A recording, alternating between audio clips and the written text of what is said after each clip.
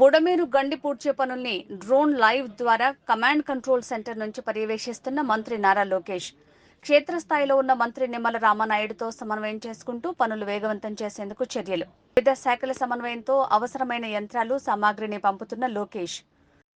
జరుగుతున్న పనుల్ని పర్యవేక్షించిన ముఖ్యమంత్రి చంద్రబాబుకు డ్రోన్ లైవ్ వీడియో చూపిస్తూ పనులు జరుగుతున్న తీరు, వేగవంతం చేసేందుకు చేస్తున్న ప్రయత్నాల్ని వివరించిన లోకేష్.